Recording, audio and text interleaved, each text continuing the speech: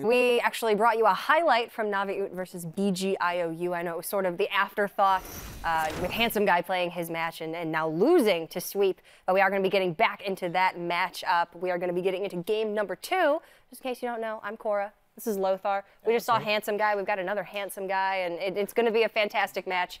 Moving on to NaviOOT versus BGIOU. You didn't expect that one? Yeah, I didn't expect that. You know what? I'm catching you off guard. We got a long night ahead of us. That is nothing wrong with that. This is game number 2. In the first game, NaviOOT actually took it with his Reno Mage versus BGIOU's Reno Warlock. And now we've got Navi on the Pirate Warrior and BGIOU on his Rogue. I just wanted to pitch into Subtle and Raven that reverse sweep is pubes. Just a bad joke here. Yeah, I needed to put that in. I'm going to give it to you. I think mine was maybe a little bit more complimentary. But like I said, long night. We got plenty of time to work on them. All right, let's go. This is the match. This is an interesting match because first of all, BGIOU is running a aggro version, but has some mid-range card. The Rogue is sporting a double Acid Drake, of course, which is a given, but it's running also Naga Corsair and Doom Pillager in it, across VA, so it has some more expensive minions. The agents are kind of clunky sometimes, but they fit perfectly if you're going second, as BGIOU right now is doing. But in general, Rogue is not really favorite in this matchup at all. Yeah, the Pirate Warrior is definitely more of a blowout against the Miracle Rogue. I would say it's the Miracle Rogue's worst matchup by far. Against the aggro Rogue, the Rogue has a bit of a better chance, especially with Coin on the opener. But now NaviOOT has 3 health minions, and the aggro Rogue doesn't run Fan of Knives. So this SI7 agent, not going to do too much unless BGIOU is willing to take some damage as well. That is correct. A good option for BGIOU is just 1-drop into Eviscerate and then use the dagger just to kind of even up the field, but it's still getting damage. The problem with Rogue is in every single matchup, like every single aggro matchup, is the fact that he doesn't run any taunt minions, any heal minions, so every single point of damage is a potential lethal damage at some point. Yeah, you have to manage your health very carefully. Yeah. It's a lot of calculated risk-taking to be able to push their own damage in the later game, which is what the aggressive Rogue is fantastic at. But you do have to be very wary. So BGIOU is going to be able to clear off those minions and push damage, but now Navi is just getting such great value off of the Cultist. It's going to be tough for BGIOU. That's correct. The 3 durability point on the weapon is just insane in this matchup. I like the way BGIOU actually played the patches last time with the Cold Blood. And you're aware that your opponent doesn't really have many options when it comes to dealing with a minion that has even 1 HP. Like, there are no Unstable Ghouls, there are no Bashes in the deck, there's a Mortal Strike, which can be an instant, trade. But other than that, you either need to trade a minion or just face tank the minion with your weapon, which is not ideal. But in this case, with the additional point of durability, with the taunt minion on board, he can do that. He doesn't really, fear of dying. He's in the commanding position. Yeah, Navi's got nothing to worry about. He can face tank 5 from the patches. As long as he gets it off the board, then he can build up his own board, continue pressuring with the minions. He's actually going to take yet another trade on the SI. Again, just really valuing his minions on board and valuing that repetitive damage over his weapon damage. He saw so many cards already used, like Eviscerate, like the Cold Blood with the patches, just a trade, and they're so Ooh, that's gonna do it. 6 on board, 4 from the weapon, then Leroy plus the deck hand in hand. Yeah, that's 17, right? If I I believe it is 18. I think Navi's figuring it out. 3, 6, 10, 16, 18. Counting 10 times. It's late, but I don't think I'm crazy. I believe that 5 plus 1 is 6. And then 10 plus 8 is 18. Yep, that's gonna be it. Navi's gonna take this game. I like how Warrior just really dominant against Rogue. That is true. I like how he counted the damage 8 times or even more, just to be sure. Because otherwise, you kind of might miss something, right?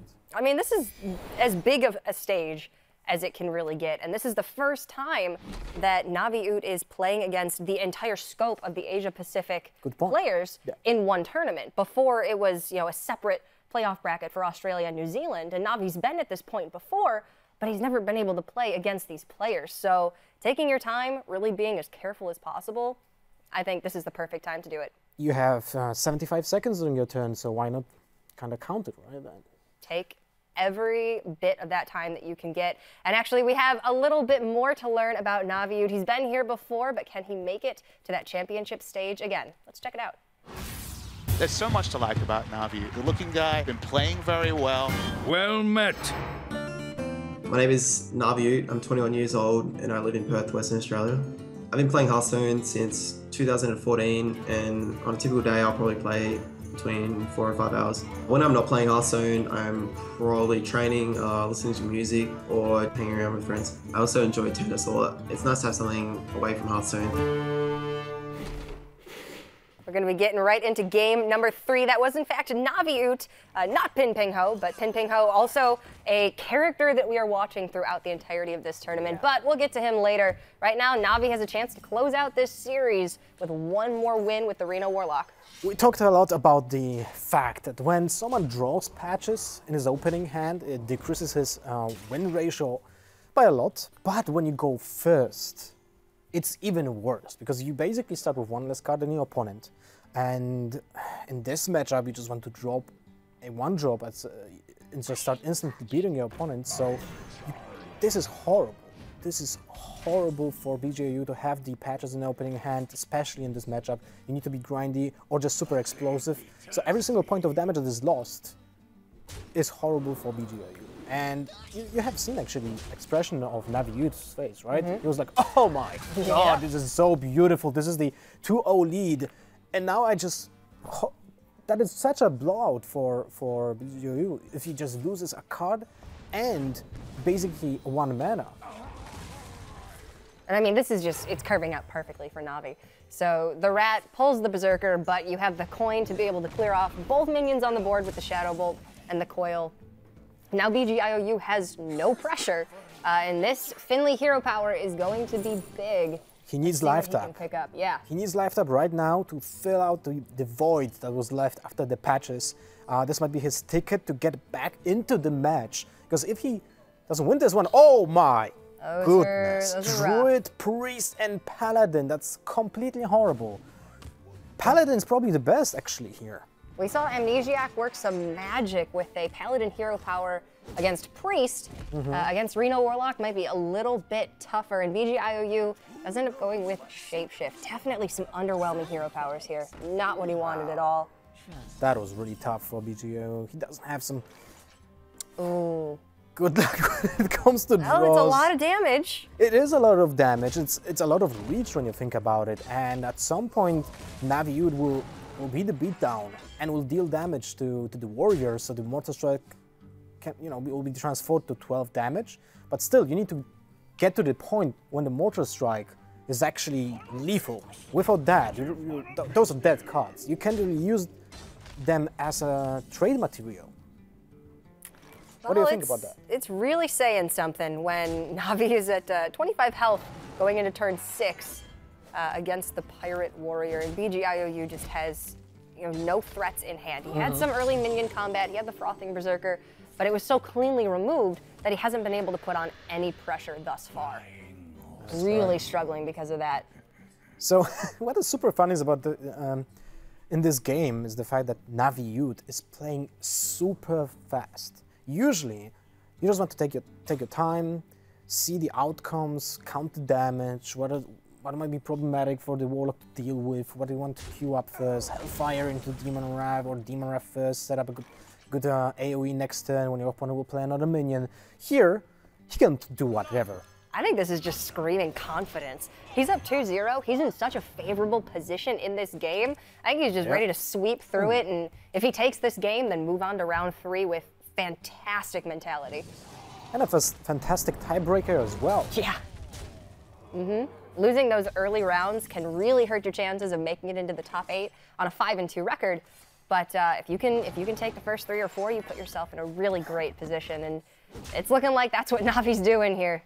Not a bad draw for the Warrior. Now he has 3 cards that are put into the deck to finish the game, not to develop the board, not to threaten the Warlock. If you want to play Leroy Jenkins, you usually just want to win. In this case, there's only one way of doing the turn. Just play Leroy, deal damage to the face, and hope that your opponent will never draw any kind of healing. And then you still need to deal 6 damage and deal 12 with the Mortal Strike. Well, I was just going to say it's really tough to hope that your opponent just never draws healing. And here we see the healer himself. It is Reno Jackson coming into the hand for NaviOOT. And I'm going to go out on a limb and say that's all but going to close out this game for Navi.